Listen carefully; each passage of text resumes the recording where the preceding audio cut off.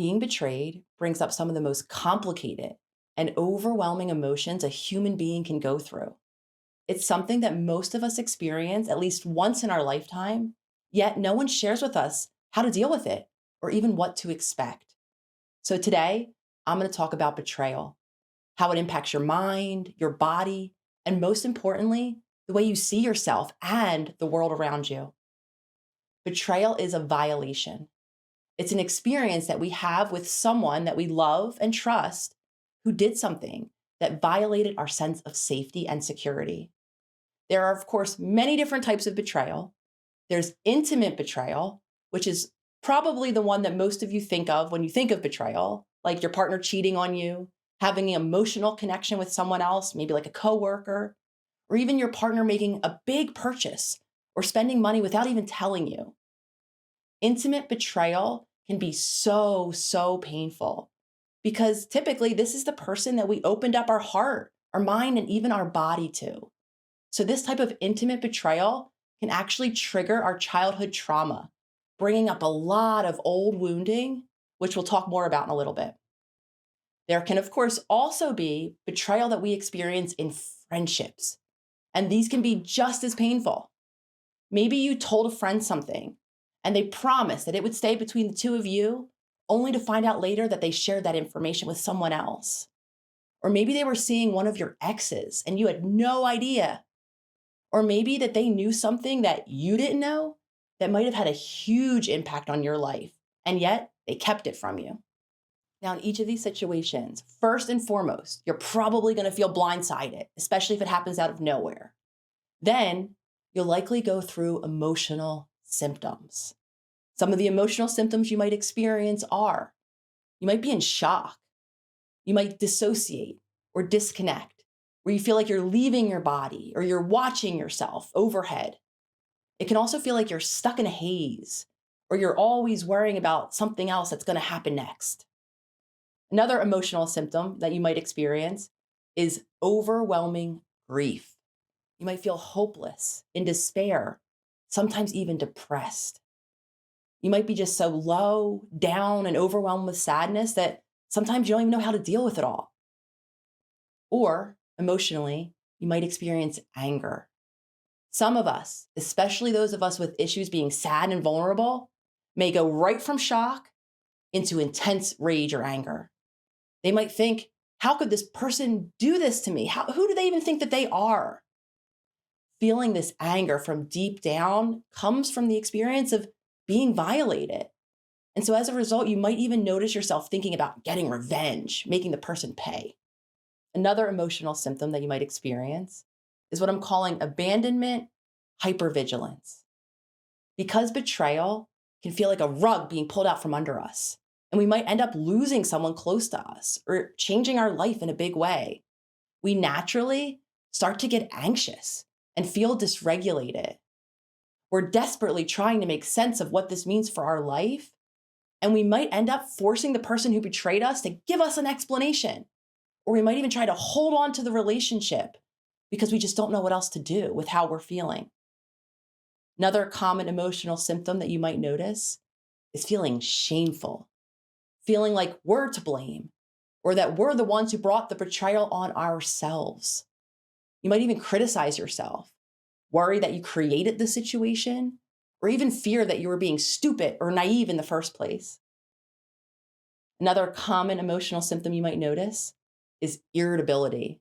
You have a short fuse. You feel easily frustrated or just difficult to be around, likely because you're on an emotional roller coaster and it's impacting everyone else.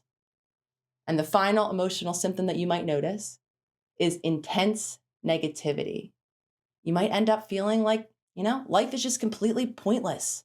It's meaningless. You might even start to tell yourself that you're never going to love again, that no one can be trusted, or that you're going to end up completely alone. In extreme cases, this intense negativity can turn into paranoia, where you might always find yourself wondering, worrying that someone else is doing something bad or something behind your back, or that everyone is someone that you can't trust.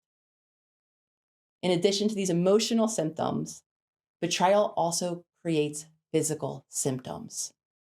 These are all symptoms that comes from our nervous system being dysregulated.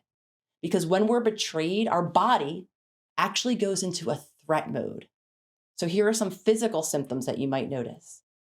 You might notice a racing heart, shaking hands. You might notice that you're losing weight or gaining weight really rapidly. Sometimes we're using food to numb, or we're avoiding food altogether.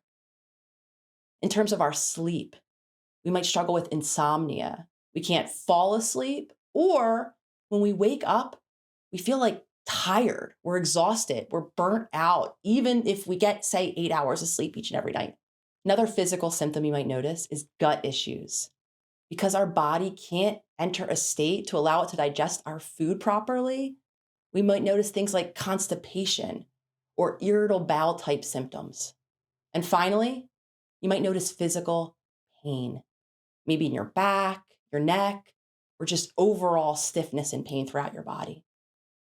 Now, as I'm going through both these emotional and these physical symptoms, I'm hoping that you can begin to see just how intense betrayal actually is.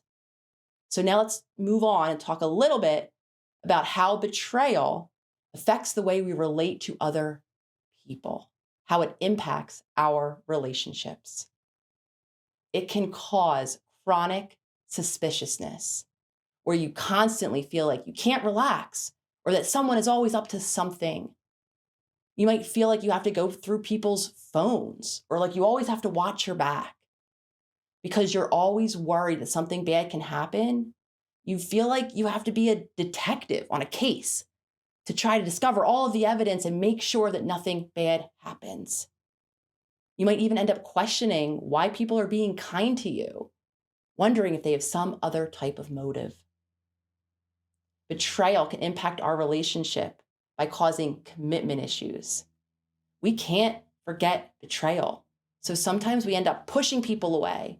We don't want to commit, or we shut down to meeting anyone new altogether. Because commitment to someone else puts you in a vulnerable position, you don't want to experience that pain again of betrayal, so you avoid it altogether. Within our relationships, betrayal also often causes control issues. Control is actually a fear-based behavior. Sometimes, without even realizing it, we can become more controlling or demanding of people. Or we might test them in small ways, always trying to find a feeling of safety. But because adults really don't like to be controlled, this will usually end up damaging our relationship with the other person. And finally, within our relationships, betrayal naturally causes anxious tendencies. We can become really needy, putting an expectation on others to relieve our anxiety, to make us feel better. A lot of times we'll see these anxious tendencies in the relationship that happens after the one that we were betrayed in. And a lot of the times we don't even realize all of the anxiety that we've built up from our past relationships. And we end up thinking that it's coming from our current partner. We always then find ourselves on the lookout, always needing them to reassure us, always needing them to soothe us. Just like when we're controlling, when we're constantly seeking someone else to soothe us in our relationships, we end up damaging our connection with that person. And as I hope you can begin to see now, after talking about all of these symptoms of betrayal, I hope you can see how it impacts all of our relationships and how important it is to become aware of it and to learn how to process it, because it doesn't just go away. And experiencing betrayal really does shape how we behave into the future. And I want to leave you with one thing that maybe you can begin to view as a positive if you yourself have experienced betrayal. We can gain discernment. When our trust is shaken like that, we learn that not everyone can be trusted, and that's just the reality.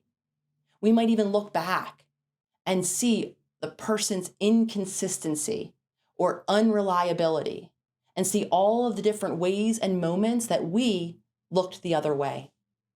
Because discernment is our ability to look at a situation or a person and to know if it's healthy or not for us. And it's through our life experiences in relationship with other people that we're able to gain this discernment. So even though betrayal can be so painful, it can also hold wisdom and lessons for all of us. I'm sending everyone out there who's gone through any type of betrayal so much love and so much support. I hope this validates what you're going through and what you're feeling. And I invite you all to leave your journey in the comments below and to help support others.